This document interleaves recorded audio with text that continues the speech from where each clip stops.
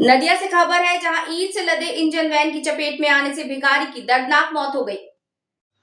मृतक की पहचान 43 वर्षीय जगन्नाथ हलदार के रूप में हुई, जो इसी इलाके का निवासी था। स्थानीय सूत्रों के अनुसार वैन कृष्णनगर करीमपुर राज्य मार्ग पर ईंटें लादकर जा रही थी। अचानक घोरनी गोडाउन क्षेत्र में वैन ने जगन्नाथ को टक्कर मार दी। मौके पर ही उनकी मौत हो गई। घटना की सूचना मिलते ही कृष्णनगर कोतवाली पुलिस पहुंची और शव को रिकवर कर शक्तिनगर जिला अस्पताल ले गई, जहां पोस्टमार्टम होगा। वैन तो पुलिस ने जब्त कर ली है, लेकिन चालक फरार। पुलिस फरार चालक की तलाश में छापेमारी कर रही है और पूरे मामले की जांच शुरू कर दी गई है।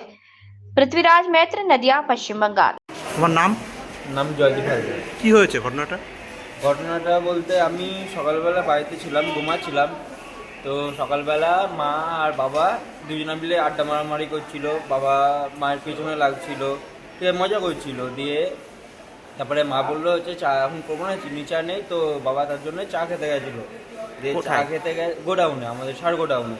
তো ওখানে চা খেতে গিয়ে হঠাৎ আমিও হঠাৎ আমাকে হচ্ছে আমার জামিন ফোন করেছিল। যে জামিন হঠাৎ ফোন করে বলছে যে এরকম ব্যাপার, মানে তোমার ওই ভটভটি যে এইগুলো ইটের কাজ করে, ইট বাটা। লসিমন? হ্যাঁ লসিমন, ওই লসিমনে মেরে দিয়ে পালিয়ে গেছে। তারপর আমি এটা শুনে তো আমি বলছি হ্যাঁ, দিয়ে বলছে নাকি যে জায়গায় মারা গেছে। দিয়ে আমি জায়গায় গেলাম, দেখলাম হ্যাঁ গাড়িওয়ালা গাড়ি থেকে পালিয়ে গেছে।